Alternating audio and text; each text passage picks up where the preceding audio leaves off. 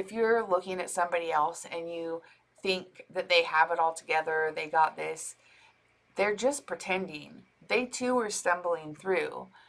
Maybe they're just better at it than you. Maybe you're better at it than you think you are, and other people think that you're the person that has it all together. Isn't that wild?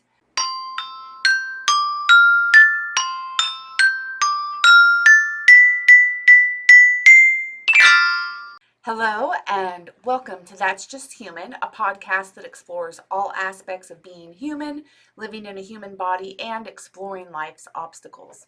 I'm Elisha Light Angel, your host, and by day I'm a massage therapist, but like you, I happen to live in a human body and have a plethora of life experiences, and this is where we get to talk about it.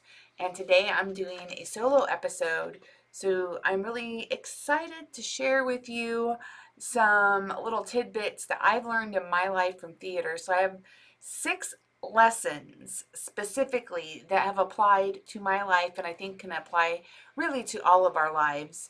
Lessons that I've learned from being involved in theater. A little bit of history is that my first passion in life was acting. I was going to grow up and I was going to move to Hollywood and become a famous actress, and well, none of that happened. Not only that, I did study film acting, and while I've made a few short films that were like student films and stuff, nothing big, I did a few extra work and like films back in like my 20s. But beyond that, I've done a lot more theater.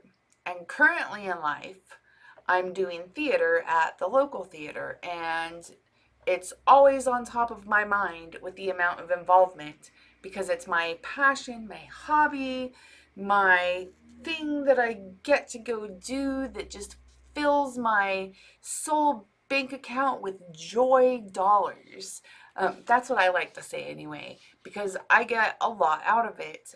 Just like I think if you have a hobby, you probably derive quite a bit out of that that is fulfilling in ways that other areas of your life aren't. So I was definitely prepared for some of life, but not all of life, because we're never fully prepared for whatever life's going to throw at us. And prepared through doing theater. So the first 5 are going to be like little phrases that you may or may not have heard, but more likely might have, and how those are applicable to both theater and life. So, the first phrase in theater, which you may not have heard, is whenever a stage manager is communicating with the cast, especially when it comes to a performance, they will say time calls. A call is when you need to be ready or when you need to be somewhere in order for all of the moving pieces. That's us, the humans. We're the moving pieces in the show. And we need to be at certain places so that we can put the show on that we've been practicing for months. They will come around and let us know, like when we have 5 minutes left until we need to be in place to do the beginning of the show or act 2. And whenever they say that, everybody repeats back to them. You say, thank you 5, thank you 1 minute, thank you places. Basically, whatever they're telling you, it is acknowledged with a thank you and then repeating what it is that they said. How this applies to life is really, if using it can enhance communication skills, because we're not always hearing what somebody else is telling us. It could get lost in actually being able to hear it, but more than that, the audio processing that it takes for us to actually hear a sound, have it be delivered into our head, and then go through all of the neural pathways to be interpreted by our brain into something that makes sense. So we could get lost at any of these points of audio processing. So whenever you do say thank you and repeat back to the person whatever it is that they said. It's an acknowledgement that you A, heard them, and B, heard exactly what it was that they said. Because if you repeat something back to them that they didn't say, and this would be applying to words that we sometimes hear incorrectly. I know I'm really guilty of doing that all the time. So it is that allowance. Another thing that it reminded me of is I once had this lady that was a flight attendant, and it was in Toastmasters, she gave a speech, and it was all about safety on flights. And whenever you take a flight, if you're familiar with flying, at the beginning of the flight attendants will be on their little intercom giving you the rundown of where, look in the pocket if you want directions on what to do in the event of different emergencies.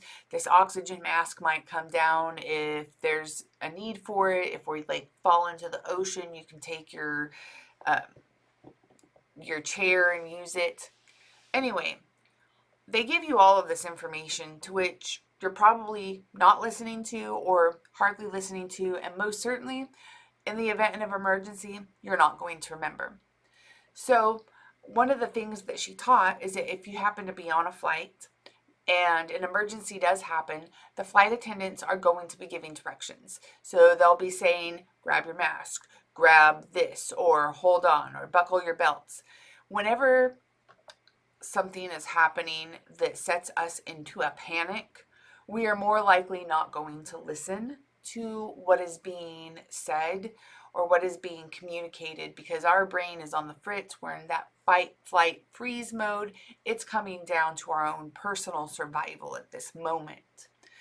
If you happen to hear the directions, it is a good idea to repeat the directions.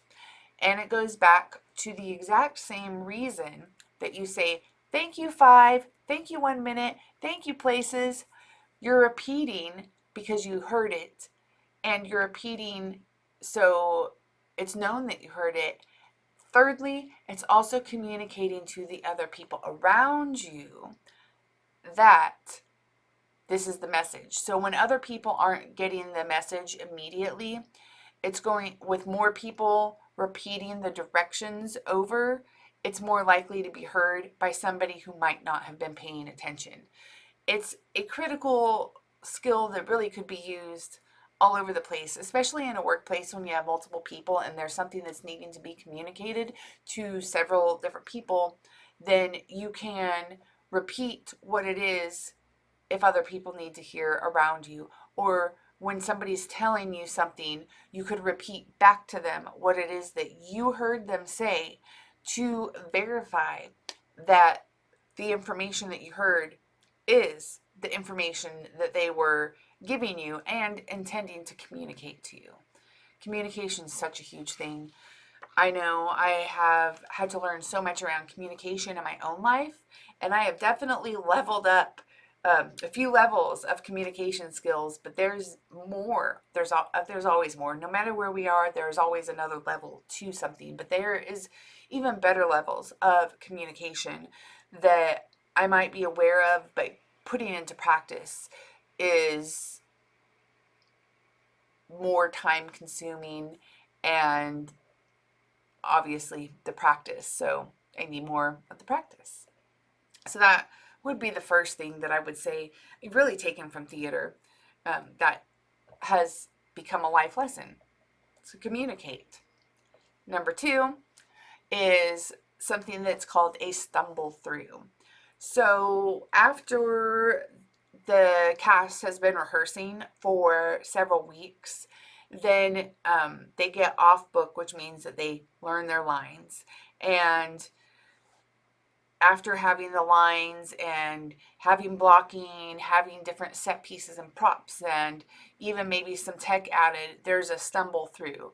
So this is the point where everyone's trying to get what they've learned and put it into place and make it happen, but mistakes are gonna more likely transpire throughout this and need to be corrected. In life, we stumble through a lot of things because we go to school, we get information, and we might get work assignments at school, and do those, but actually applying what we're learning at school, what we're learning from the environment around us, what we're learning from watching people, or integrating that into our lives so that we can then interact with other people and interact with the world at large. Sometimes we're just stumbling through. I think fake it till you make it applies here as well, because when you're faking it till you make it, you're probably stumbling through whatever it is that you're faking. And that is having to combat the little inner critics, the little inner demons that get into our head, the ones that we want to play whack-a-weasel with, and telling them to shut up when we have imposter syndrome.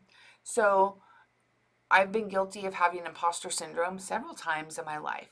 And it's usually after I've learned a massive amount of information, such as I went to massage school, and then now I'm out in the world and I'm telling people I'm a massage therapist. I'm actually working as a massage therapist, but because I haven't been doing it for a long time, or I haven't felt like I was super established, it was this internal environment that says, oh, you're not really this until you reach X, Y, and Z level that I created for myself in my head. Nobody else creates some of these things except for us inside of our own minds. We make up our own rules, we make up our own ideas, and some of these we get from what we've observed in society, or it could be a little voice of what an adult may have said to you and you internalized as a child, and now it's like this repetitive record inside of your mind. But ultimately, it's not true. We're all stumbling through life. We're all pretending at life.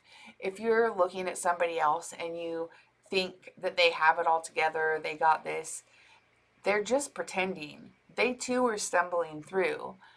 Maybe they're just better at it than you. Maybe you're better at it than you think you are, and other people think that you're the person that has it all together. Isn't that wild?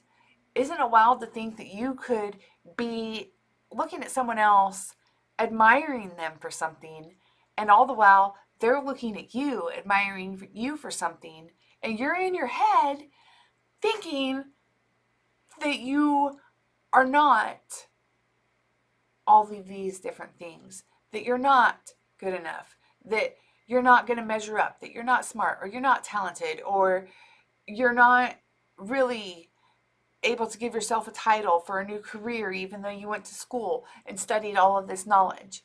So just learn how to be okay.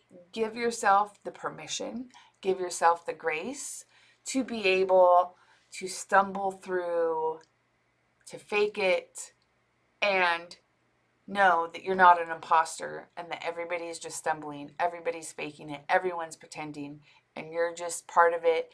And it really comes down to how well can you just kind of move through that stumble through, because eventually you might do things repetitively enough and then you're going to be spot on, you're going to be more confident in what it is that you're doing. But until you go through the motions several times and have it ingrained, you don't know, and you don't know what you don't know. That's just how it is. So number 3, this one, you may have heard it. I don't know if this one is big out there or more just with people that are in theater, but there's a saying that there's no small roles, only small actors, meaning every single role, even if it's only one line or no lines, is completely pivotal to telling a story the way that the story is written. And therefore, even if your role doesn't have as much dialogue, doesn't have as much time on stage, that role is completely significant to making sure that this story is told. It plays a part in the unfolding of the story. So it comes back to a confidence thing, because we can get really in our heads about what we are and what we aren't, or how we see ourselves in the world, and become really self-conscious about that. Or maybe we're down on ourselves and thinking that we aren't doing enough, or maybe we weren't good enough to get some other thing. But the thing is, you're pivotal. I like to use the analogy of a clock. I don't know if you have ever seen a watch or like an old school clock be made. It is a very special skill that's probably dying, but a very specialized skill. There's so many pieces, tiny, teeny, tiny little pieces that go into making an old school watch. And without one tiny little piece, the watch won't work at all. So each little gear, each little ring, each little peg, each little bar, each little moving part is pivotal to the function of the whole. This means that, like an actor who may only have a couple of lines and a little bit of stage time, or that you might be doing something that you want to be doing more of and you're not feeling good enough in that, are still pivotal. Even you, right here, right now, absolutely matter and are pivotal and important just because you exist. Each of us has a bioenergy field that radiates out from us, and this field goes into the whole. So when your field disappears, there is a piece of the whole that disappears. There is a piece of the whole that doesn't necessarily get to express itself because you're not there. So even when you're feeling little, if you're feeling insignificant, you're not. You're very important. And you matter. Because while you may not see the role that you play just by being exquisitely you, just by existing as you are, you mean so much. You are so much. All right. So, number 4. This saying my theater teacher used in high school all the time. And it has definitely been applicable to life. And the saying is, if anything can go wrong, it will go wrong. Now, as a teenager, I always thought this was kind of funny. But as an adult who's now lived adult life and had to be responsible for all the adulty things that we have to do, I totally get it. Because I have tried to put things in place to make sure everything's going to run smoothly. This especially gets in the way as a perfectionist. I'm a recovering perfectionist, by the way. And knowing that you can put all the things in place. You can do everything right. You can have everything absolutely perfect. And there's going to be something that's going to happen that goes wrong. And I have definitely seen this in theater between set pieces that fall apart, or props that need to be remade, costumes coming apart at the seams, or falling off a person on stage. People get hurt, things get misplaced, things get destroyed, and you have to figure out what to do on the fly. Like, literally anything could go wrong. Actors get sick, and sometimes you have to get somebody who's on, reading from the script, doing their show. And this is going to go on to the next saying that's really played out in my life. But there's so many things that can go wrong. And a younger version of me really got bent out of shape when stuff went wrong. I mean, a little teeny tiny thing, crying over spilt milk. And it's not really as big of a deal. It comes down to something goes wrong. Instead of getting bent out of shape or going through the 1,000 creative ways on this could negatively impact your life, problem solve. This has been such a game changer for me. problem solving. When something goes wrong, instead of letting my mind bounce, if I allow myself to come back, take the moments like the frustration, the anger, the disappointment, taking a pause for those, allowing those emotions to come, and then taking a deep breath in. And as I exhale it out, just let it go, clear my mind, and then put the thinking cap on and go, how am I going to resolve this problem in the amount of time that I have? Will the solution be perfect? Probably not. The last show I did, like the second to last show, we have this bed that we rolled on and off, and it had these hooks for these curtains.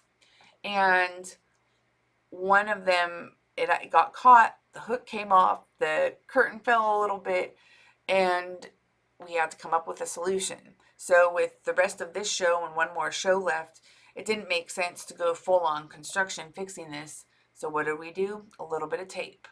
A little bit of tape, fix that for what we needed for the time. And in life, sometimes we just need some tape. I'll tell you what, speaking of tape, total tangent, but also it goes along with this. My car is old, and the front bumper, if I move too far up onto a curb, it like pulls the bumper off. So this has been an issue. I've had it, the little pins, there's like these little pin things that go back and put your bumper back in place the professional way. But every time that's been repaired, I've accidentally ripped it off. I'll tell you what I did that has worked for me wonderfully. I have a black car. I bought some black Gorilla tape, and I taped my bumper on. I have to replace the tape about once a year, but I've rolled up onto some curbs, and that tape holds it on way better than the professional pins, and it works. So sometimes the solutions that we come up with on the fly or out of the necessity are things that will work for us, and they're perfectly fine as long as they work. So just anticipate something's going to go wrong in life, and as much as you have it set up, something still might go wrong. Number 5, the show must go on. I feel like that's been said in some movies, and you've probably heard that. So if there's one thing out of all the things, it would be this. And I would say I have definitely taken this to heart from being young and getting into theater. Whenever you're doing a show, like it becomes like this most important thing that you're doing, and you really want to give the audience a performance. Well, in the middle of that performance, what happened before, things can and will go wrong, and the show must go on. So you have to figure out on the fly, this is what we were talking about, problem solving, and how are you going to make it go on. So if somebody gets hurt, what are you going to do to resolve that? Because that's a pretty big deal, and people have gotten hurt in shows, and I've seen other people have to go in their place mid-show because somebody's gotten hurt, or if they have limited stage time, maybe they just don't come back out. So there are things that are going to happen on the stage that you are not prepared for, and you have to think on the fly. Dropping lines, and this happens to every actor or to every actor that you're on stage with. We're human. This is a very human thing. So we have to memorize all these lines. You memorize blocking, and you have a lot going on in your head, and you're also just living your life on like a regular day and then going to do this performance. So you're going to have times where you might drop a line, like it was there and then it's not. Or your fellow actors might have a hard time remembering their lines. And so now you're ad-libbing in an effort to make this story go as close to script as possible. But it happens. The show must go on. As long as the audience doesn't know that you screwed up, then you put on a good show, right? So in life, there's going to be situations that really throw us off. But that doesn't mean that we stop living life. Like if you just look at life as overall as a show, and it has to keep going on It's not opting out. Um, maybe you might get the opportunity to opt in bed for a day if you have a job that lets you call in for a personal day or something. But you might not have that option, and then you just have to grit your teeth and get through it. And there's definitely lots of days that happen like that. I know I have days where I wake up and I'm tired and I just wish I had a lazy day, but that's not my lazy day. I do have days designated lazy days. I do have designated time where I give myself to rest, but it's not always at the time that my body thinks I need to be doing it. So I know I'm not the only one that is in this and feels that. So in my life, it has been a huge motivator and push to have that kind of bred in me that the show must go on. So I just have to keep working through this. There's something at the end of this that I want, and then the only way to get through it is to go through it. So we want to circumvent some hard aspects and challenges that life might throw us. But the only way to make it is to go through it. The only way to get through your feelings is to feel them. The only way to process is to allow emotions to come up, to allow yourself the space to feel into things, to move through things, to integrate, to process. And that can look very different. But there's also times where you just have to push through. And maybe it's something that hits you and then you have to go cry later. So I'm a huge advocate for making the space for all these things in our life. And I'm a huge advocate for pushing through when the need arises. And there's a place and a time for both. And so that's part of the art of living life as a human, is trying to figure out, when do I push through? When do I pull back? When do I rest? When do I go hog wild? All of these have a place in your show called life. Any which way it has to go on. The question really comes down to, how do you want for that to go on? Do you want it to be miserable, or do you want it to be joyful? And choices that we make on a daily basis can add to how much misery or how much joy. One thing that I think of is jobs.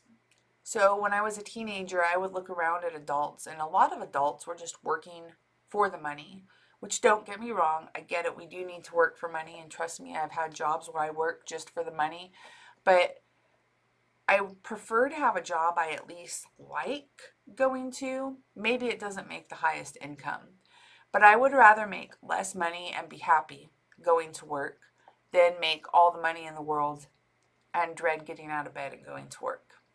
And I've seen people, I don't know how they do it, but their show goes on and they, like, in misery, go to work. I feel like that's when it's time for a change, because anytime we get a new job, there's always an excitement to it. We always love it at first, or I think it's the novelty of the job until we don't like it, until there's something that is a pain point. And some people work the same job their whole life. I don't know what that's like, because that has not been my life. I have had a great many jobs, and I guess you could say careers. So it's two different experiences. If you are on the aspect of doing the whole one thing for life, I'd love to hear about how that plays out for you and what your mindset is that has allowed this to be your reality. So these are 5 different phrases that I have really grasped and applied to my own life, to my own mindset, that has allowed me to navigate different scenarios that life is just tossing at me.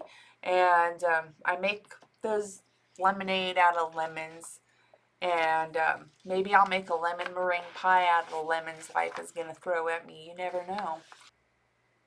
Whatever life throws at you, you've got this. You can get through it. If I can get through it, you can get through it. And you count on friends, talk to friends, get through it together.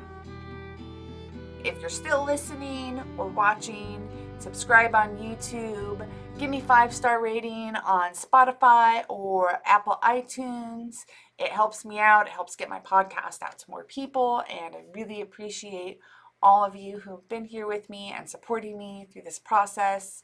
So thank you very, very much.